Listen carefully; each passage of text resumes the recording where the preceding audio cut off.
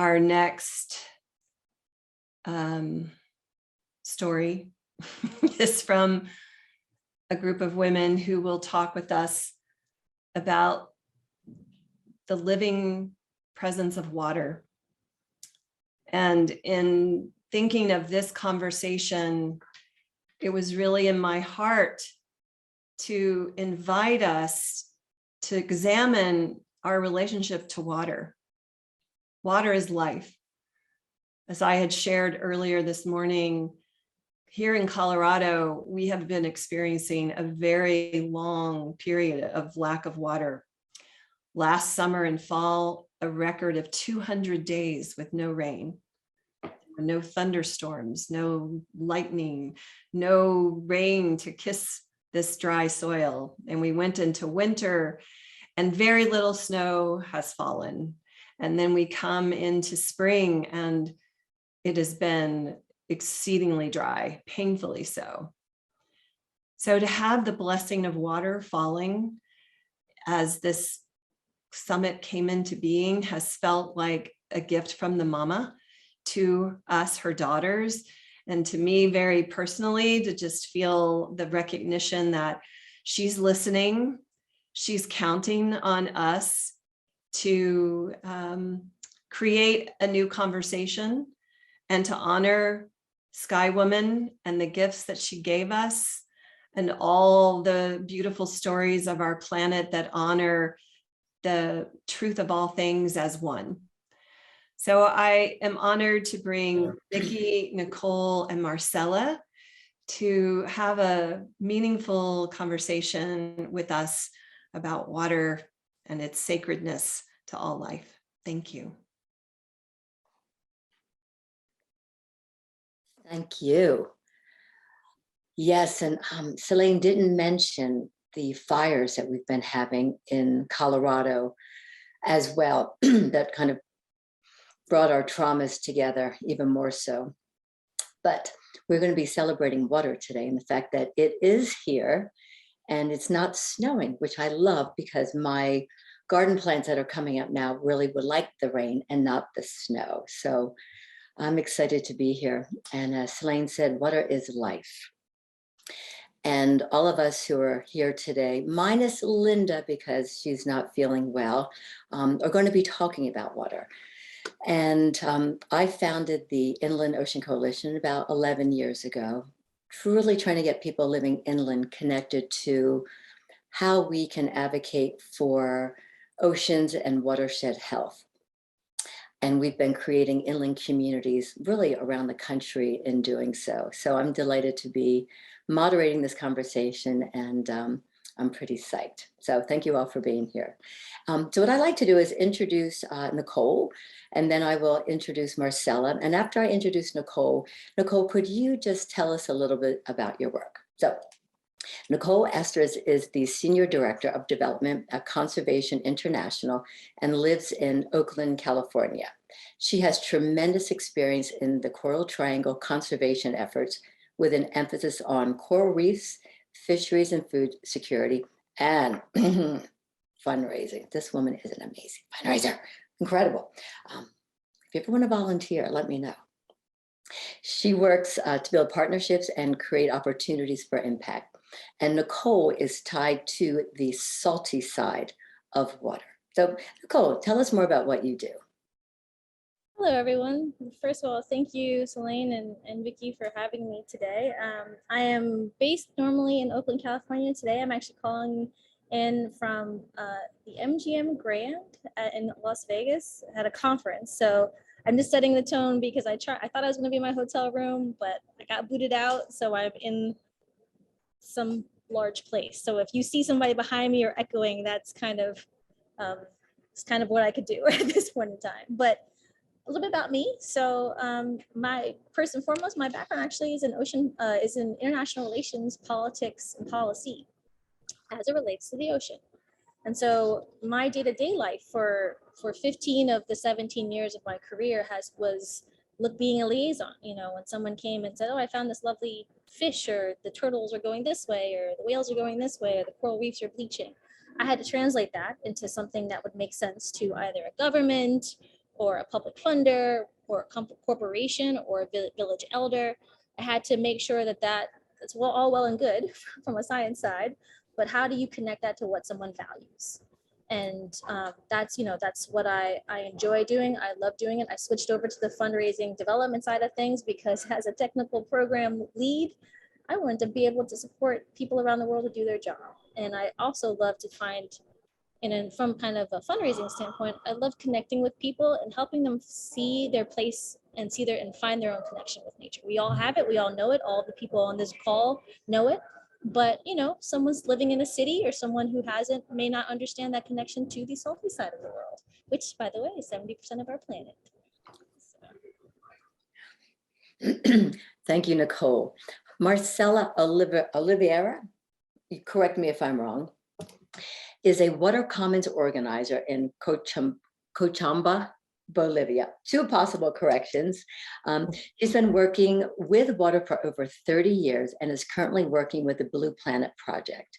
Her focus is on alternatives to privatization in Bolivia. Marcela is tied to water management for drinking. Marcela, tell us more about what you do and your work. Thank you for having me here, and good afternoon to everybody. Afternoon in my side of the world. I live in Cochabamba, Bolivia, and I have been working on water issues for almost 22 years now. I didn't choose this. I was pulled into this world, and it was all because our government decided to privatize our water system in my town, and we all rose up and we opposed to that. In the last 10 years, I have been, understanding that it's not just to say no, to oppose to things, but it's also about saying yes to something and working on alternatives. So in the last, I will say 10 or perhaps a little bit more, I have been working on that, on creating alternatives on water issues for people in their region. So Marcela, you were drawn to water because you had this situation happening in your community. Niquole, what drew you to work with water? What was your inspiration? So it's going to be a slightly controversial. When I was 8, I went to SeaWorld, and it happened to coincide. It was a family vacation to Orlando. It coincided with while I was on vacation, which was fantastic. I had to write a report on an animal. And I thought I was going to be very forward-thinking, amazing idea of I'm going to go to SeaWorld. Why don't I do it on a killer whale? And that was all she wrote. So I grew up, I was going to be a whale specialist. That was the technical term at the time, until I learned what a marine biologist was. Found out that I could not dissect anything and be a biologist. So let's protect where they live. And that's kind of how I got to the oceans. The oceans also happens to be in the tropics, and where I fell in love with them. They were also turquoise, and teal, which is my favorite color. So it all kind of it was all meant to be from 8 until now. And so have you been following the controversial topics of whales in captivity?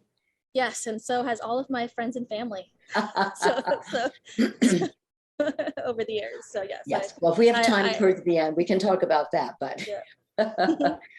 we'll work on. So I'd like to ask both of you, give me some of the examples of your challenges in the work that you are addressing with water. And you guys are in very different environments. So I'm really interested in hearing about that. So Marcela, why don't you go first? It's hard sharing this, in our side of the world, because we have to deal with many fronts. It's a constant fighting and struggling here, because first we don't, as many parts of the world, we don't have access to water for drinking. And first we have to fight for that. We have to make sure that or find out ways of people to have access to water, and then we have to also make sure that water is drinkable. And this is becoming harder and harder as time passes by, because there's pollution, there are attempts of privatization, there are, sometimes in many parts of the world, but also in Bolivia, we tend to use water for extractivism rather than for people. So we use it for mining, for agribusiness, or in other regions in Latin America for fracking. So it's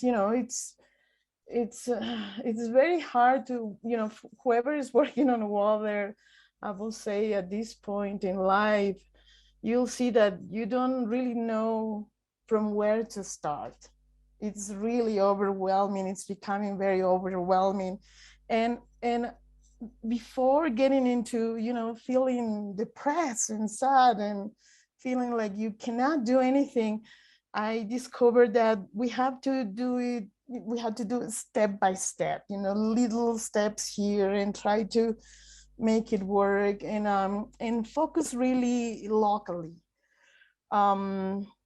So I don't think I am answering really your question. No, what did you say? Focus on what? I didn't catch that.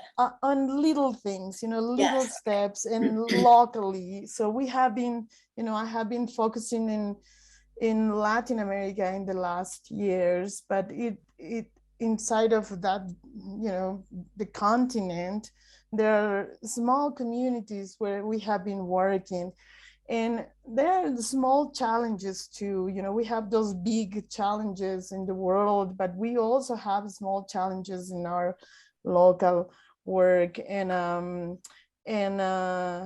yes, so it's, from these big things happening in the world that I'm sure, you are as worried as I am that are happening. But also, finding a lot of hope in our local communities where we are seeing some changes. I get a lot of questions. I do a lot of interviews with youth, college students, and I say the same thing. They're overwhelmed, plastics in the ocean, fracking in inland, impacting water systems. And I agree, taking those little steps and working locally and just doing something every day that is moving the dial forward, because it can be unbelievably overwhelming. Niquole, what about some of your challenges? So as I mentioned, most of the time I'm kind of creating that relationship or building that relationship with different decision makers. And so it's slightly different depending on who you're talking to. But broadly speaking, one of the challenges is actually just explaining what's happening in the ocean. And unlike on land, when the tree is gone, when the rhino is gone, when the mountaintop is gone, you can see it, right? There's, it is very obvious, right? Whereas underwater, with our oceans, it's kind of out of sight, out of mind. You have to actually get in the water, which is quite expensive, and so very limiting in terms of access and opportunity. You have to spend a lot of money with equipment and access and providing that opportunity for folks to study. And then you have to go to specific places. And like I said, 70% of the world, right? So how do you actually convey all of that? And how do you actually get people to understand what it is? And of course, plastics in the water, people can see that. It's still, that's something you can see. But how far are sharks disappearing? What is the status of fisheries, the health of coral reefs? All of that, it takes a lot of study. And a lot of people, island and coastal folks don't actually swim, right? They don't, it's really just how many people actually are in the water seeing things in real time.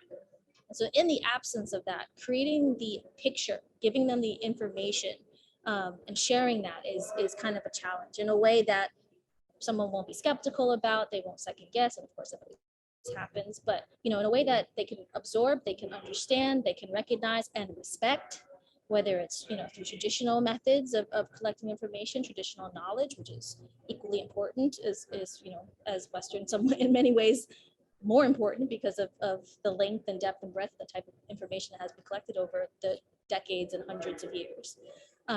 But just kind of conveying that story of what is the actual status of the ocean to various groups of people around the world is a major challenge. Yeah, and it's so difficult to actually see, for example, ocean acidification. And it's difficult to see ocean warming. People go to the Caribbean and they're like, warm oceans, I've been waiting all winter for this. Yeah, and it's, yeah, making that connection. And then also a lot of people, I mean, I've experienced this, I've been a diver for decades. When you go under, you see a coral reef and it looks beautiful. But if you were at that coral reef 30 years ago, it looked a lot different with larger fish. So yeah, conveying the changes, but at the same time, how do you convey optimism to keep working on these issues and not get people like, oh my God, I'm giving up. This is like an endless story. And that's where the local elite, that's where Marcela's point about focusing on local, focusing on specific, tangible, and your point as well comes into play. Yeah, and with that, I'd like to ask both of you, we need to bring it down to a local level. We're all women working in these fields. How do you feel like we can be better allies of each other? I mean, for example, I'm inland, you're coastal saltwater, Marcela, you are freshwater. So we're dealing with water, but it's very different water. How can we just like support each other more and better? I think we should have more meetings like this one. We should be talking more among ourselves, I feel like, having participated in many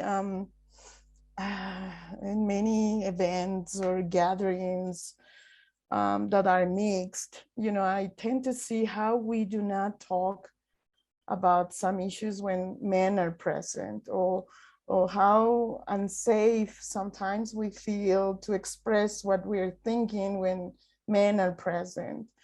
And I've seen that a lot here, working with some indigenous communities or, people from rural areas. Like we tend to, to just be quiet. And it's when women are at the core of important struggles in Latin America, and I'm sure in your parts of the world too, women are at the core of some very important struggles here.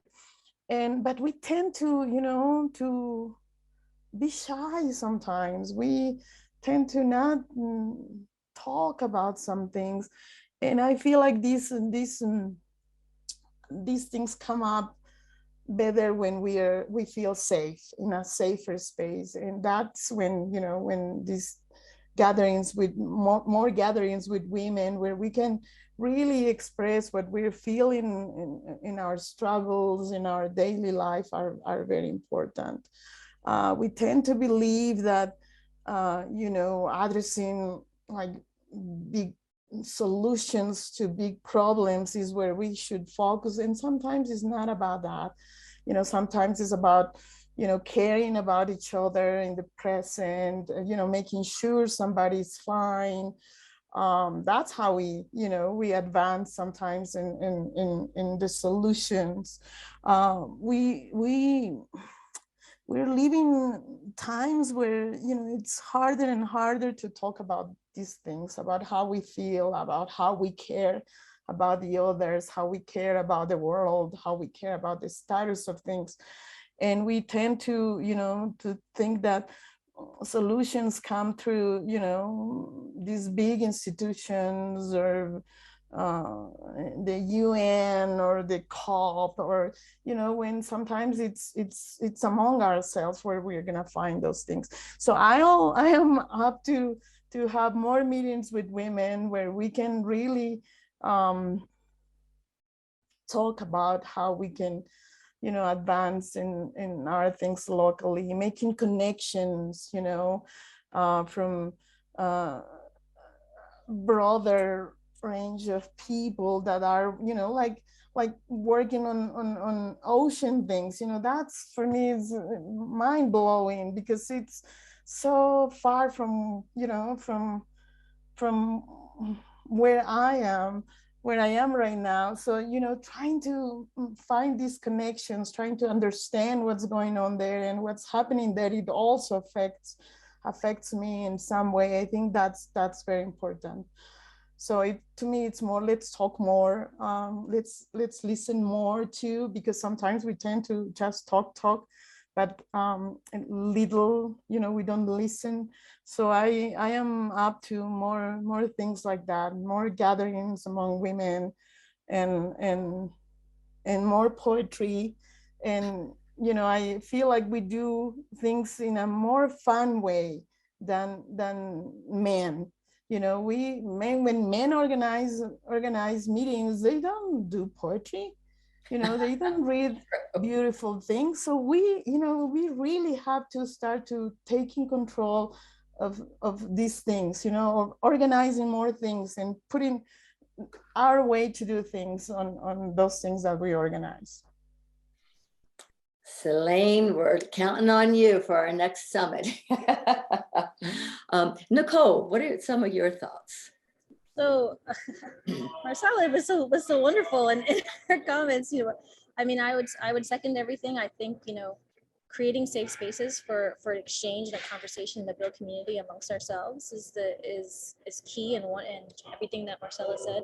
I would just add that all of us are privileged in a certain way, shape, and form, and I would like to see us be more strategic and more collaborative in how we use that privilege with the men's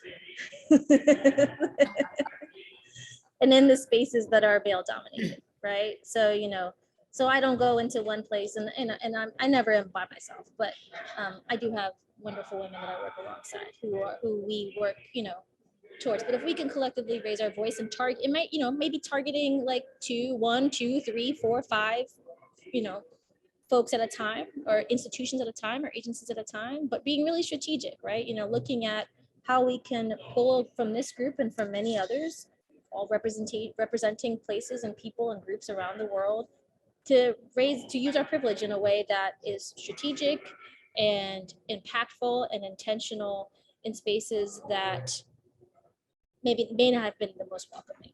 Understanding, of course, that there are limitations, and quite frankly, there are dangers, right? You know, there are real ramifications in how we move. And then also at the same time, building space, right, for us, as Marcela said, that we can be joyful, we can feel wonderful, we can be beautiful and powerful, and then that way, when we go into these spaces, we can be like, well, we've got everybody, we got our sisters, we got our ladies behind us, we've got this. World domination, the ultimate goal. Women power all the way. So we know that there's a connection between the upstream, or the inland, and the downstream and the ocean. And we all recognize our, you know, our water cycle from middle school. You know, it rains, it comes down the rivers and the mountains and groundwater, and then the streams and lakes and ocean, and then it comes all back around. We live in a closed system, so to speak. And that's why the fracking is such a disaster, because it pulls water out of that system and it is gone. So given the fact that you're on the downstream, Niquole, and Marcela, you are a little bit more in the upstream, do either one of your jobs, your work, your passions intersect with the two, or have a connection other than just knowing about the cycle? So you took me back with that water cycle. I was picturing my textbooks from middle school. So that was very powerful. I immediately went to it. You know, it's interesting. You know, we know our water cycle information, but it wasn't until maybe the last 10 or so years that within the marine world that we started looking at kind of the watershed connection. You know, and it really depends on where you are, right? So someone, you know, like Marcela, who's up in Bolivia, that's a long journey, right? So that's a lot of space and communities and states, right, to manage and to have conversations with. I work with primarily Southeast Asian and Pacific communities and governments and nations. And so it's a little bit smaller, a little bit more compact, but even that is very, very complicated. And so, you know, I work with Conservation International, and so, you know, our approach is kind of ridge to reef, right? So, you know, from mountaintop all the way down to the reef. But actually, we've even gone further to the deep ocean, right? Because stuff goes past the reef and goes into the deep ocean, especially in the Pacific and especially in archipelagic areas. And so, you know, it's something that we all learned very early on in age, forgot it, and now we're rediscovering it. But I would say that I lived 9 years in Hawaii, and the traditional Hawaiian system and the traditional Hawaiian family and kind of cultural organization is around watershed management from the beginning, right? And so, and Hawaiian Hawaiian culture is not the only one. So again, it's that what is out there, recognizing what's out there, so we're not reinventing the wheel, and having the conversations that we need to have with those who have been doing this for millennia, to all provide space, seat at the table, and when they get to the table, they're actually speaking and are heard and are respected and recognized. Because you can have a seat at the table, and that's it. There's a seat. So, We need those seats, absolutely. well, Marcela. I would say a seat, and then when you open your mouth, somebody listens to you. You can have a seat, but it could be a silent seat, right? It could be a silent, ineffective, and which is basically no seat. It's a waste. Your token. We should come back to that. But let's go to Marcela beforehand, because I think that's an important comment you just made. So Marcela, back to the connection between the inland, the upland, or the downstream, the ocean. Any Yeah, thoughts no, on your intersection? everything, you know, it's somehow it's connected. Everything. You know, when people move things up in the mountains, that affects people who live down in the valleys. And sometimes, you know, sometimes we can cause we can have different impacts. You know, sometimes we feel like if we're doing some work upstream, we tend to forget that there is a downstream. When we throw plastic into our rivers, that's going to the ocean at some point. So yes, everything is connected. But I'll say, you know, that water is such an interesting issue. I don't like to call it issue because it sounds like an object, but it's so important because it intersects everything. It has to do with you know, politics, with has to do with the economical state of a country. You know, it passes through democracy. You know, who decides about water? So it is, water is something that, you know, unites and connects everybody. Because there's nobody that doesn't, you know, who doesn't live without water, you know. There's that poem by Hodin, I think it was, that says, thousands have lived without love, no one without water. So it's, you know, we just have to keep that in mind. And it's a great tool to organize people. It's a great tool to do something that could be meaningful and could cause a good impact on people's life. You know, that's what I have found. It's an amazing tool to get together and talk, and to fight, and to, you know, and to do things. Yeah. When I started up the Inland Ocean Coalition, the first thing I did was organize blue drinks. So it was about water, but it was usually about water with some alcohol mixed in. And the idea is that we would bring people together locally at a bar. And it started out with 10, 15, 20, and then we ended up having events with over 50, 60, in some cases 100 people. but it was about water and drinking and talking and collaboration. So when I think of water, I think it, upstream, consuming, protecting, swimming, drinking, getting into recreation. It really covers everything. But I want to go back to what Niquole was saying beforehand, where we can often get a seat at a table, but we don't always have a voice at a table. And I like to get your recommendations on how you get both. I'm still working on it, to be honest, right? So, I am a Black Puerto Rican woman who works in ocean conservation and is American and small, which sounds odd, but and this is gonna sound like a slight humble brag, but I am almost 40. I turned 40 later on this year.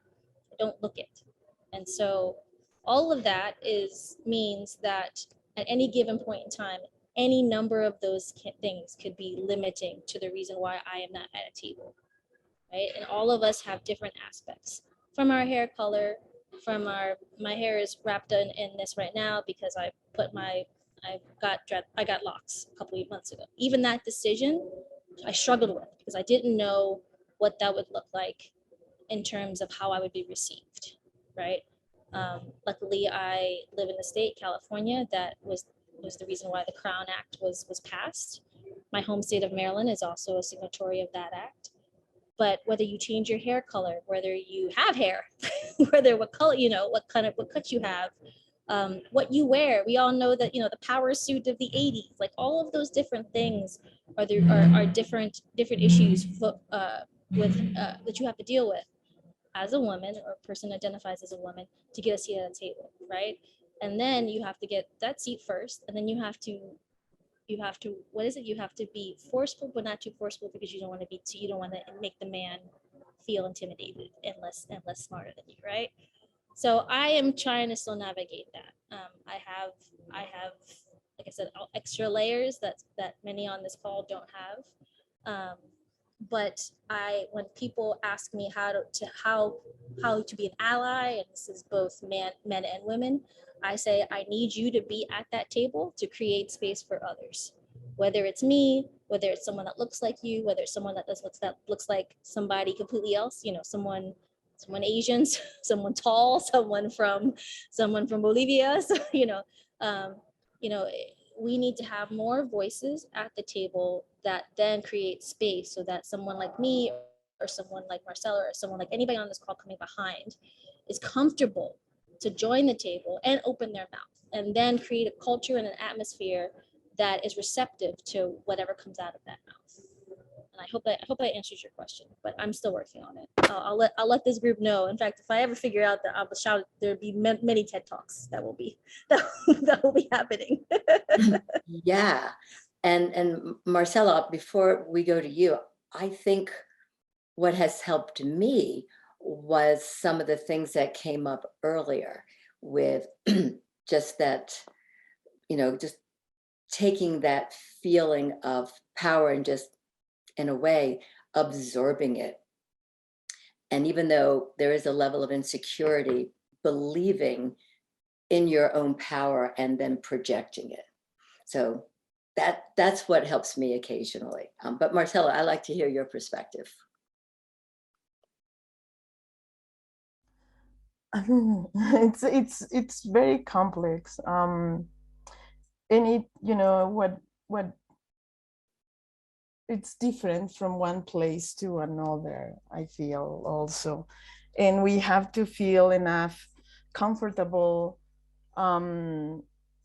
understanding that and acknowledging that whatever it has been working or works for somebody there, works for also perhaps doesn't work for me, but understanding that it could be different, that these things can take many shapes and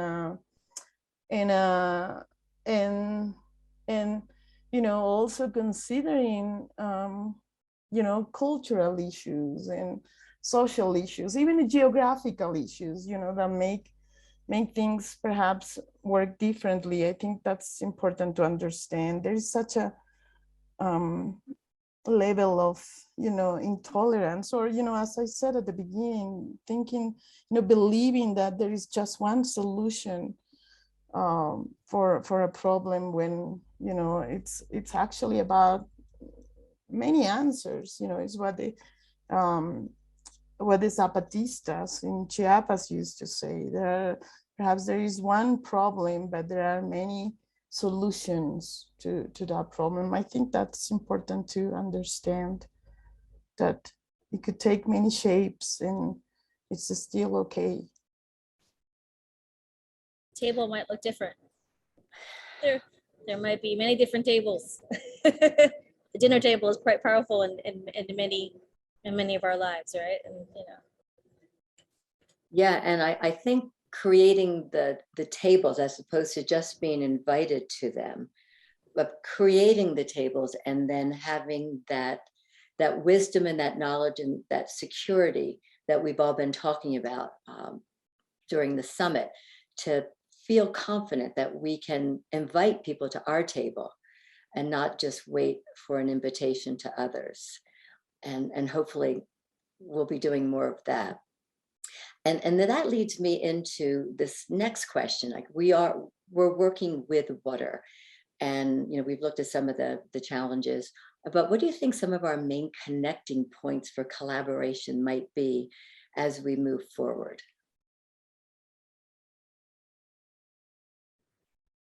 just having these kinds of conversations, right? I'm watching the chat and I'm not responding to any of the questions that are aimed to me, so sorry about that.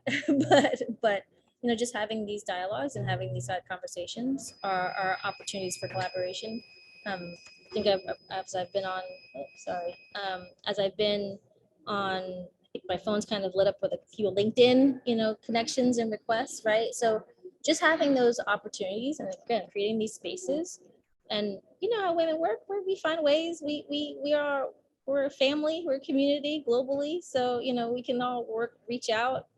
And as Marcela was saying, in our own ways, in our own shapes and forms. So it might not be on LinkedIn, but it might take a little while. It might take me a little while to get up the courage to email someone, but creating more of these types of spaces and these opportunities for exchange.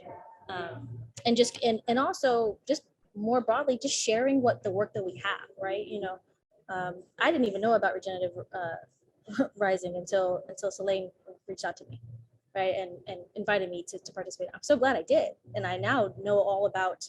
I'm already kind of thinking what I can do. So, the next summit.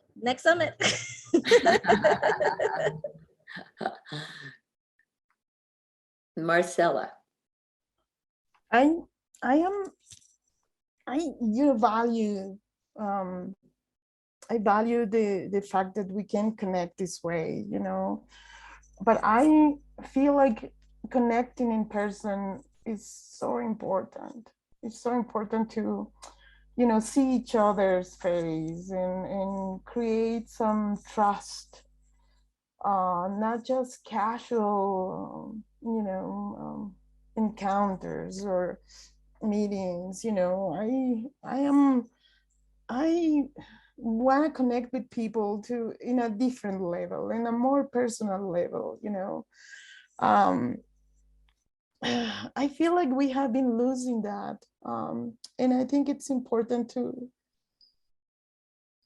call it again, to meet each other again, to see each other again. Do you guys know who's your neighbor?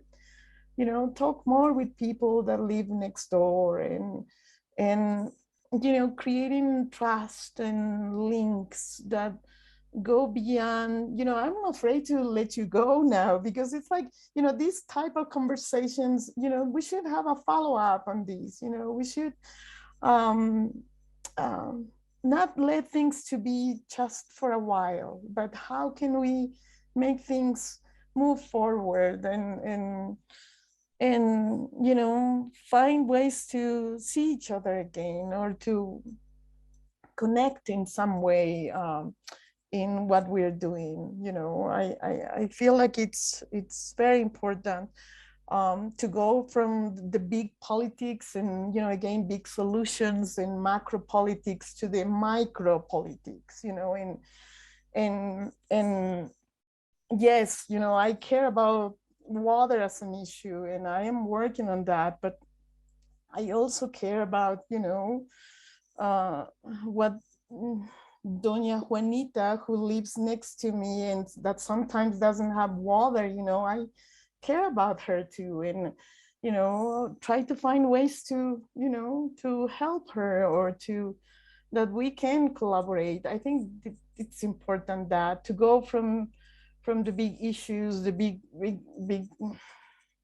things that are important, to also things that are smaller and that have to do with our personal life, and yes, in our communities. And, it's been so traditional to separate out our personal lives from our professional lives. And I think with COVID and all of the Zoom calls, you almost can't help integrating because you got your dog or your kids, or and that's starting to break open and making it a little easier to integrate, you as a person versus you as just a professional. And I just wanted to know if you had some additional insights, just about being a woman working in your field, whether like Niquole, whether it's now or when you were doing more work in the field. Just how have you been able to integrate the two, your profession and being a woman? That's an interesting question. So how am I going to answer this? So I guess the first thing that always pops into my that I'm always fundamentally aware of is my safety, right? I frequently travel by myself, and I travel to places by myself. And my father's a firefighter, so it has been dug into me in terms of emergency services and awareness and things like that. But what it means to be a woman who operates in different cultures and different countries, and I mean even within the United States, right? Even mainland or wherever I live, right? Also being culturally appropriate and respectful. So I always tell folks I have 3 sets of wardrobes. I have one for when I lived in Hawaii at home in Hawaii, what I could do. I had one for, of course, when I came to the mainland and it was winter, and I had, but I also had my travel abroad where I had, the cardigans, the long sleeve shirts, long sleeve shirts, the pants, the skirts, everything, the dresses that were that were necessary to be respected and to be safe, right? And so, but at the same time, you have to understand, and I know how it feels and what it's like to be in a place where just by virtue of my gender, things are going to be factual, right? And both what I do and my colleagues, my Conservation International female colleagues, are just experiencing a different way of life. And our work and our efforts and our goals and what we can actually physically and possibly potentially achieve. And so just kind of facing reality, right? It's just, it is what it is. You can make the moves forward, but you can't let that hold you back, right? So, you find the spaces, as Marcela said, find the places that you can get to, that you can move, make change, make impact, and move things forward as you can. And whether it is through partnership, collaboration, the young ladies in the village, or the female bureaucrats, or the people in the corporation, but you are basically dealing with fundamental facts of how you can operate, being who you are and who you are working with, and from there you have to basically navigate, right? It's just and through trial and error. I have made mistakes and I have caused problems. Hope maybe not too many, but my colleagues are also very nice, and they probably wouldn't tell me all the things that I've messed up for them. That's great. Thank you. And Marcela, do you want to comment on that question? Yeah, I used to think that there were struggles that were very important, and that we should focus on that. And then I realized that know that we also have to at the same time advance on our own struggles as women, you know, as it's not like we have to put first the big issue and then we are gonna, you know, try to find our own space on that. I have a brother that is kind of famous here, and you know, when I'm being introduced, I am always the sister of, you know, she's, you know, his sister rather than I am Marcela, you know. And it's in a culture, you know, in Bolivia, we're very, it's a very traditional country. You know, we have men are the privilege and they are always at the forefront. They are the ones that have the voice, and women are always kind of, you know, left behind. So I, you know, used to think that it is okay, you know, at some point as women, we're going to catch up with our own struggles. And it's like, no, we have to do it right now. We have to do it at the same time. Otherwise, we won't be able to, you know, we're not going to make the revolution if women are not present. So we have to do it at the same time or it's not going to happen. And it's very hard, you know, it's very hard to move in societies like ours, where some things are normalized, and it's you know, it's I find it that like racist jokes, they don't do much anymore here, but sexist jokes happen all the time. And so how can we, these things that sometimes they look little but are not little, that are important things, how can we move uh, forward? And I feel like, yes, as women, we sometimes tend to put our own agenda, our own things behind. And we tend to think on, oh, no, we have to first do the general thing. And it's like, we have to stop doing that. And we have to be able to move with our own demands and our own, our own things. We have to do it. Otherwise, it's, we tend to resign and we end up frustrated. And yes, I'm sorry, I don't know if I answered. No, I totally get what you're saying. And can I add one other thing to that? Sure. It's a very specific decision that each one of us has to make, right? So I had to do the same thing, right? I had to think, okay, so yeah, I'm gonna do this. And then when I decided to do it, it didn't actually occur to me until several months later, oh, there actually might be ramifications. And I was talking to another female, a person of color, and I'm pretty sure she got there way before I did. And looking back, I realized, oh, that was some of the reasons why some of the conversations we had, some of the things that she was really worried about, because there were ramifications that actually came through and that could potentially be in the future. But it's something that I had to think about. I struggled with. I sat down. I cried. I called other ladies around the world. One was in Hawaii. One was in Maryland. One was in Liberia. One was in Australia. And I called all these lazy ladies on various ways and WhatsApps and things like that, and cried or over the phone with them. But at the same time, I had to sit down and think about, what does this mean for me? What am I willing to deal with? What am I willing to prioritize? And to be honest, what am I willing to sacrifice? Because there, unfortunately, will be sacrifices. I'm moving over again to some of the questions that are coming in. And one question is, how do you get people thinking about water as a communal resource instead of, quote, every man for himself?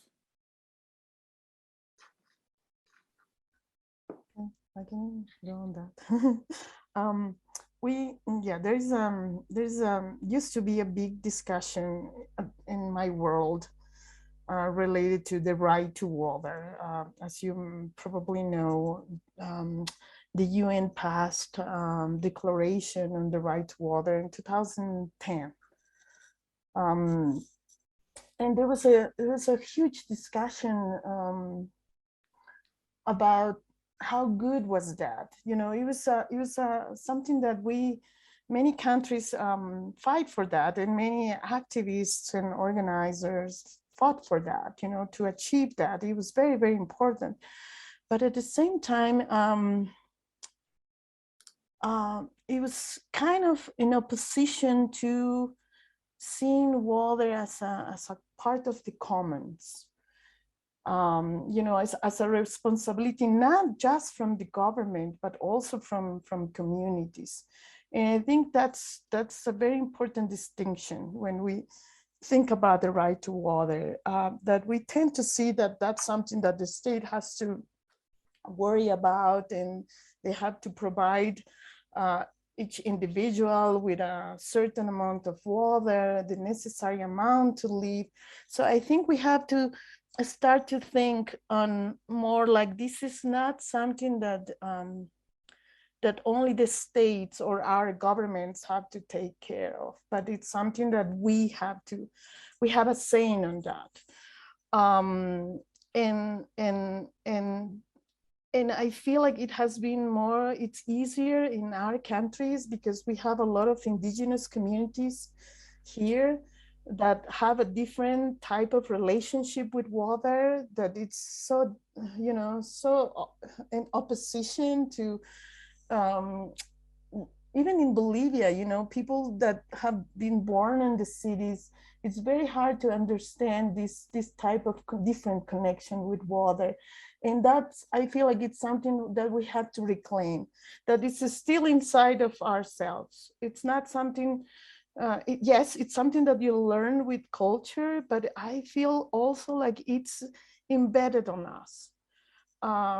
And we have to, you know, as women, have to reclaim more that it's, we don't, you know, important things like water or you know, nature, or even climate, those are things that we have to start to reclaim as and not let only a few take a decision on that, or not delegate the decision on that to our governments and to institutions like the UN. You know, yes. I don't know how to pass this that I am feeling, or that I have been I feeling think you in did relationship to a nice water. job. Yeah. I totally, I think we all got what you're saying for sure. Nicole, do you want to add to that? Sure. So I mean, you know, the issue, I guess, with I'm trying to think of how to frame this.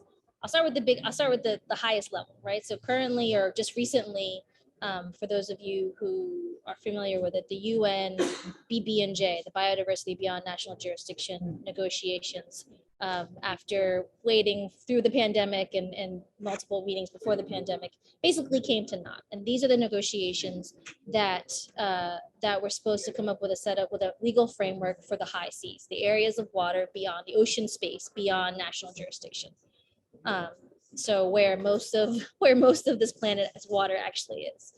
And so, you know, but you had blocks of countries there, you know, the Pacific Island nations, when you're talking about climate change, and you're talking about what that means in terms of not only rising sea levels, but what that means for people's food and economic viability as a country and as a community and as an industry or whatever. You know, tuna is going to move.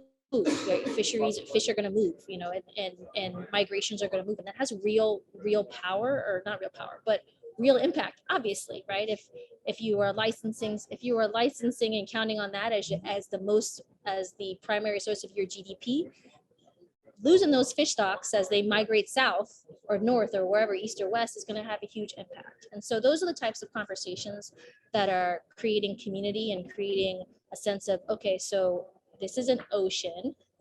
You have your land, you have your block, I have my block, but things that travel through you get to me. And actually, it might actually skip us both and go to this other place. So we need to figure out how to all work together. That's one level, right? Another level, going right down to the local, you know, talking about what Marcela said, right? You know, there are communities that are neighbors to each other and don't know what's going on, they have traditional ownership responsibilities or stewardship responsibilities or rights. They need to talk to their neighbors. Most of them, there are communities and countries that have collective kind of fishing rights, so they all kind of access the same reef. So it really depends on what is the context of the situation, and understanding that context is critical, right? Because it will change from community to community, then to the local level, then to the provincial or state, and then to whatever national, and then geopolitical.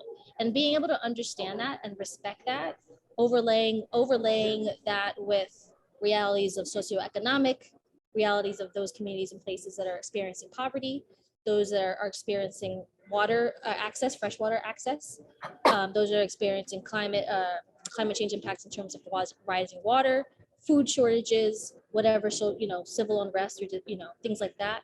All of that is important to understand and to create the sense of community, that if you can create a sense of community around land rights, then that's also something that can, not easily, but they can be transferred over to water, to ocean rights, or to fisheries rights, or to agricultural rights.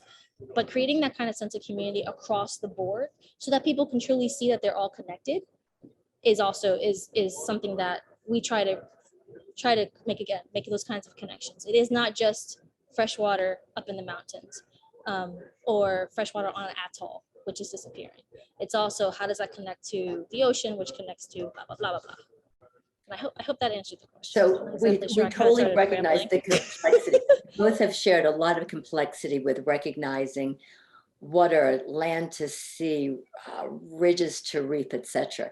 So I want to come down into our smaller communities, recognizing our smaller communities really tap into everything. And I wanted to ask you, what kind of actions can you take, or what would you recommend for us, hearing as your expertise, what can we take in our community or household to elevate the well-being of water? Well, I would think about what I usually start with folks is understanding what you value, right? And so I cannot walk into some place and say, I'd like you to do this, without understanding what you value in return. One of my colleagues is working on some rangeland restoration with cattle ranchers in South Africa. And the rancher said to him, I will value your elephant when you value my cattle. So someone who loves plants, as a person who loves plants. So if you walk into my house and you say, I want you to stop this, okay, well, but I have my plants, so what does that mean? Or if I love taking baths or something like that, you have to understand what you, your family, your community, yourself values. Look at that, and then look at what your options or solutions are. I would ask you all to kind of think about it that way, as a concrete action. What is it that you and your family, your loved ones, your friends, your networks, what is it that they value? And then once you understand that, then you can offer them solutions. Be it use less water, be it use water creatively, be it, do we need to wash everything on hot? Apparently, I found out a while ago that you actually don't. Apparently, laundry washer and dryers have moved technology wise to not necessarily need that. I didn't know that until like 3 months ago, right? How do you change your purchasing habits? Can you change your purchasing habits? In places you can't. What can you do? But understanding what you value and those around you value is the first step.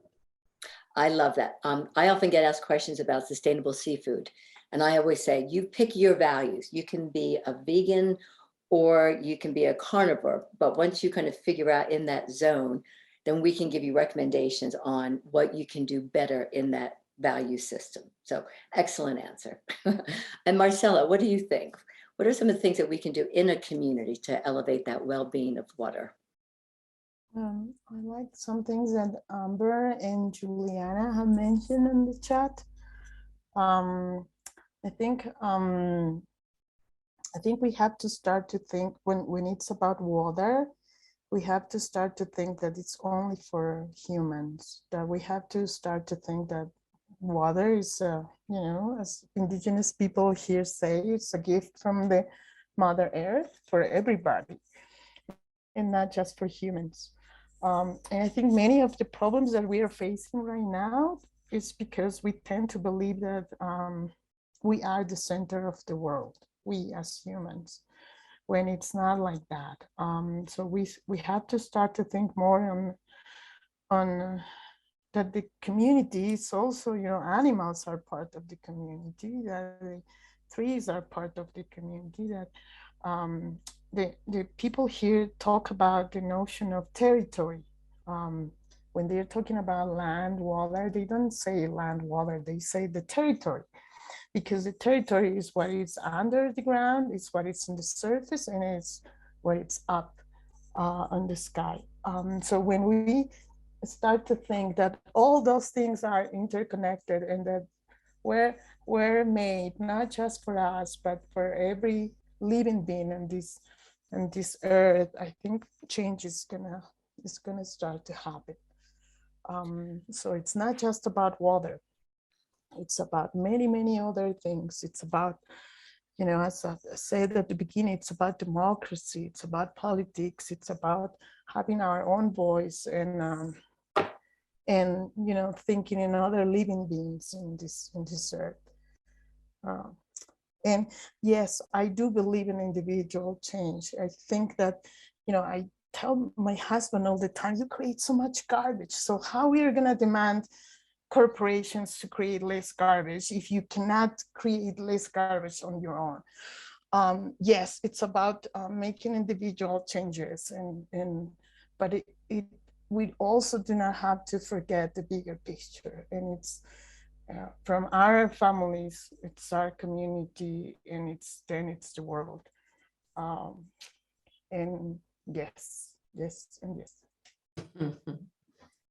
I've heard comments, well, we can't waste the water on fish, when we've been talking about how to, make sure that ag has enough water, that households have enough water, that new growth has enough water. And I always found that to be the most bizarre comment, like, fish need water. Like, how do you waste water on fish? That's just so absurd. So yes, understanding the connectivity and understanding that, we can make a difference locally, and then that will hopefully oscillate up to world leaders. And as my mentor, Dr. Sylvia Earle, has always said, no green without blue. And we need our water planet to keep our other part, our green planet, alive. So it's something that really just sits with me really well. And I think we are at the end of our panel exactly. You are amazingly on time. And I just, wow, Marcela, Nicole, and Vicki, that was such a beautiful discussion. And I really want to elevate what I'm hearing around coming together, feeling the support of a place for women to connect and stand in alliance with each other. And I think from the whole arc so far in this gathering, that I think is maybe the most fundamental cry I'm hearing, is that we need to be more with one another. And we really all need to make much bigger efforts around how we show up and support our sisters, that we see each other as sisters fundamentally.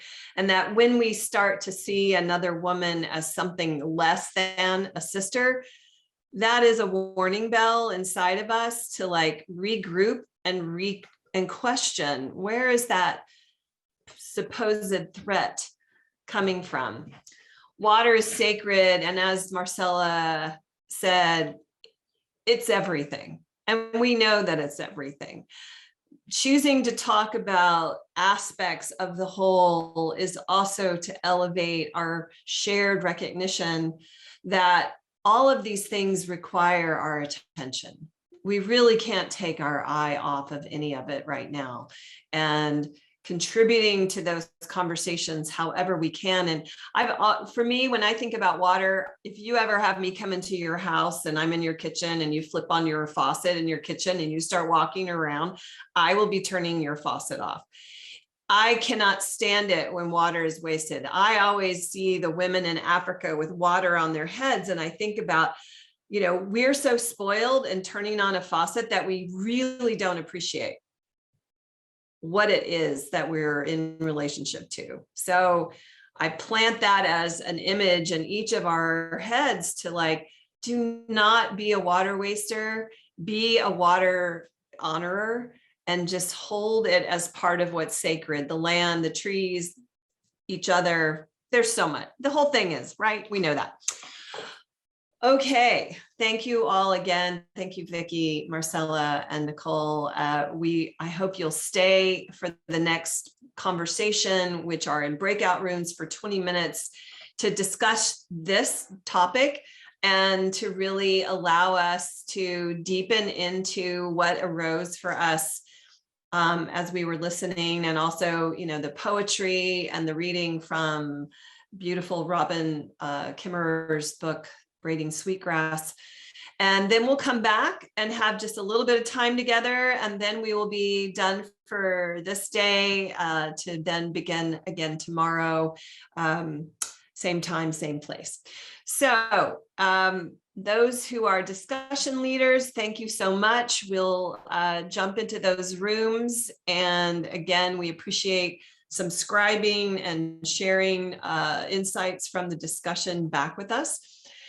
So our wonderful tech team, if you will, do the honors and open up the rooms, and your breakout rooms are down below. So be sure to check that little square box and join your sisters in conversation. Thank you.